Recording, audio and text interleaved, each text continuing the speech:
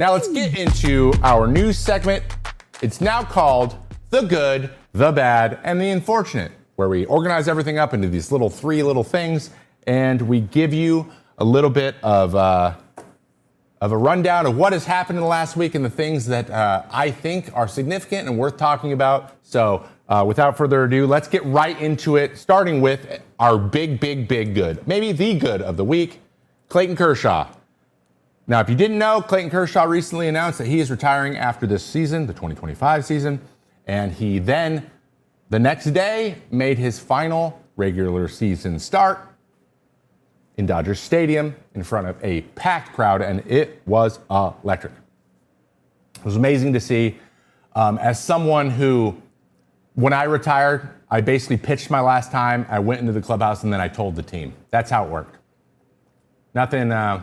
Nothing crazy, no hullabaloo, I didn't get a curtain call or anything because we were on the road playing the Angels. And that was enough for me, but I can't lie.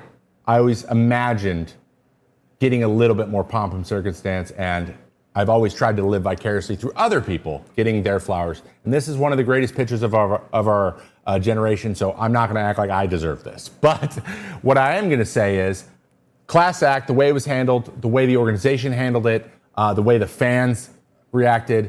This gentleman is maybe the best pitcher of this generation, if not one of the top three. And it's not really particularly close. He has basically hit every milestone he set out to hit. He is a class act, and he truly loves the game. So all the anecdotes have come out. I just want to give him, a little bit of a tribute here, because you got to respect the guys who are the true elite, the true stars of the game, especially when you were able to play on the same field that they also played on a couple times in your life. We were nowhere close to the same player, but I look up to this guy from how he handled himself on the field, off the field, how he handled his preparation, being the first one there, last one to leave. By all accounts, baseball is his entire life, and I'm sure this was very hard for him, hard decision to make, because as we know, injuries have really kind of derailed his trajectory in the recent years, but that's what happens when you play for 16 years, right? So congratulations, Clayton. Thank you for everything you did and are going to continue to do for the game, because I'm sure you're not going to disappear. You're going to be around. I'm sure people will see you in Dodger Blue quite a bit around the stadium. But if I have one piece of advice, do your best to not get fat, because it's really hard to get unfat. So, but that's all the advice I could possibly give you. You know more about it than I do. So wish you the best. Don't get fat. All right, moving on. More good. Yankees clinch a playoff spot. Congratulations, Yankees fans. It happened. New York secured its spot in the postseason with a 3-2 come-from-behind win over the Chicago White Sox on Tuesday night, as Jose Caballero's RBI single with 2 outs sealed the deal. Okay, so they at least have a wild card spot, but they're only a game back of the top of the division. So this is all possible. They could catch the Toronto Blue Jays, but that's all for seeding. Both the teams are going to make it, so congratulations to them. There was another team that clinched their playoff spot, the Seattle Mariners, a team that never gets to clinch their playoff spot. Only the third time they're going to make the playoffs since 2001, and they are one win away from clinching their first division title since that same year. Josh Naylor hit a 2-out bases clearing double in the 8th inning to send Seattle Mariners to the playoffs with a 4-3 victory. Another come from behind victory. So all these guys are coming back, and that is quite the momentum swing. So congratulations to them. We all know about Cal Raleigh and stuff. We'll talk about him in a little bit. But the Mariners back in the October baseball dance, baby. All right, now for a little bit of bad news. In a scary moment last night, Tarek Skubal throws a 99-mile-an-hour fastball up and into right-hander David Fry as he is squaring around for a bunt, which then misses the spot and catches him in the face, okay? Now, we're not going to show you the video, obviously, because it is shocking. But we have had an update from the Cleveland Guardians. The Guardians announced earlier today that David Fry is not expected to need surgery, and he'll make a full recovery in 6 to 8 weeks. Black and blue, your casual, it probably looks a lot worse than it is, but nothing major, no major surgeries needed, no reconstruction of anything, and he's going to heal and be 100% fine. So, I myself saw Tarik Skubal talk about it in the game and how he really wanted to make sure he was okay. It's really good to hear he's okay. 99 miles an hour is no joke. These things happen. It is kind of the nature of throwing a small object very, very fast towards another person. Sometimes they're going to get hit places that they don't want to get hit. So it was hard to watch, but it's going to turn out okay. And as we know, the Cleveland Guardians took the game. So in that same game, though, more bad for the Tigers, we had this play. Tarik Skubal trying to field a bunt, flip it through his legs, throw it over, and that basically set off the very unfortunate inning that then ended up being a 5-2 loss for the Dodgers. It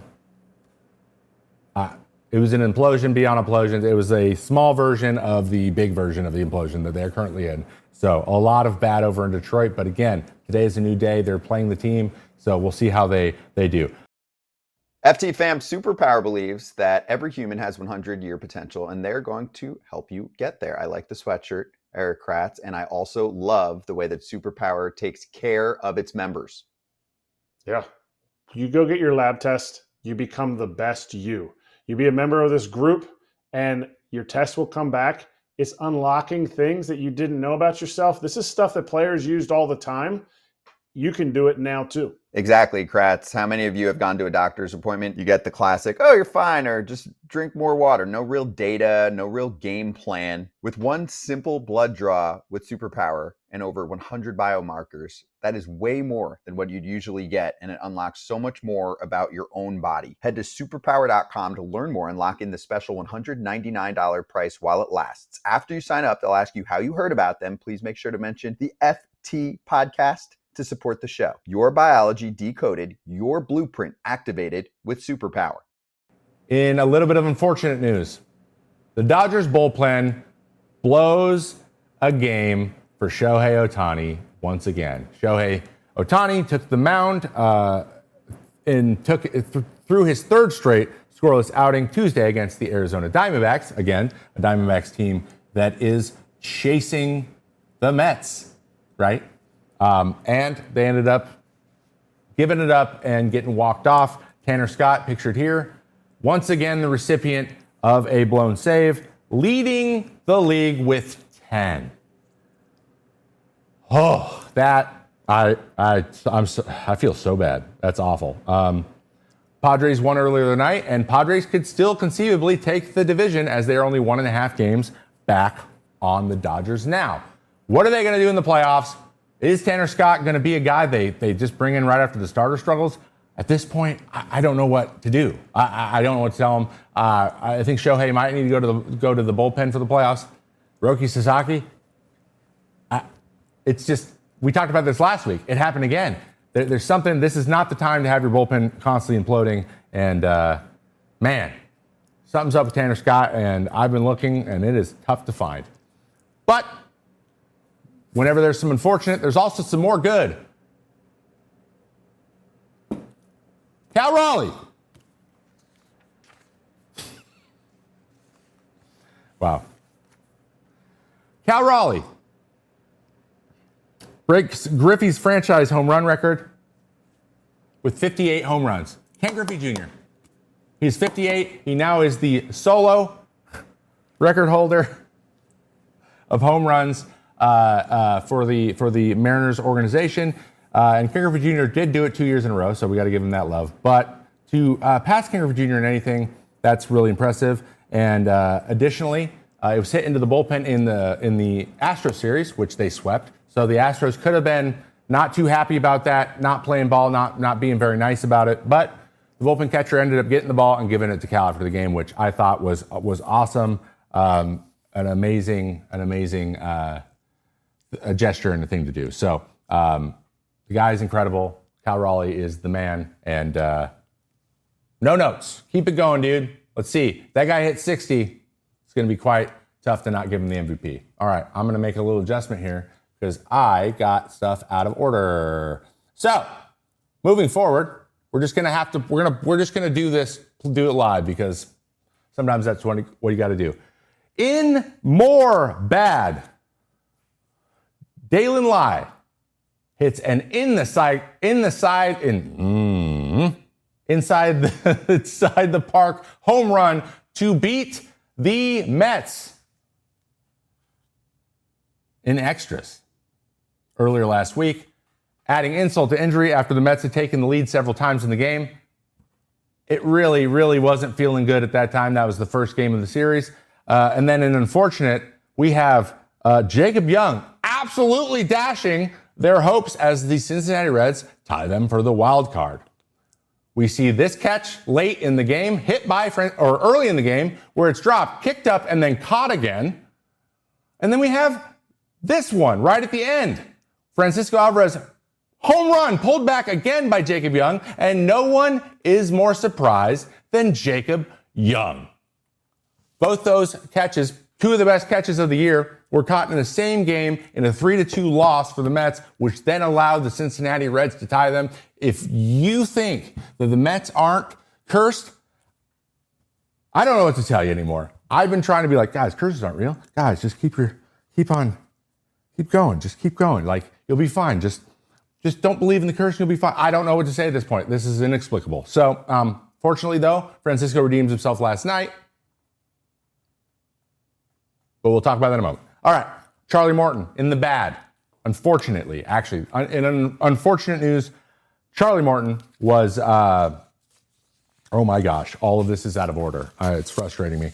Charlie Morton was DFA'd by the Tigers in the middle of this terrible, terrible run for them. The Braves traded him, the 41-year-old, over, and he's had a 7.03 ERA since joining them. I was able to watch him on Sunday Night Baseball on his first start there. He looked great.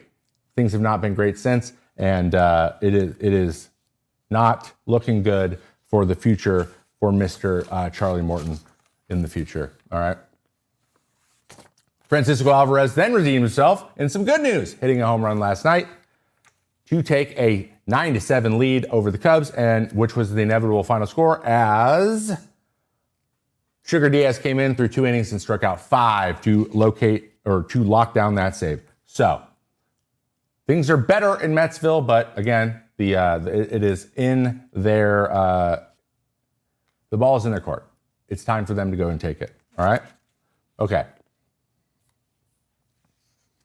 In some unfortunate, George Springer had a very, very, very frustrating day yesterday. He hits this ball down the line, which is subsequently called foul. I tend to agree with him right here. What do you mean? That is a fair ball. Then, in later AB, he is struck out by this pitch. And I'll be honest, I'm not feeling too good about it either. Tough day for Mr. George Springer. Man,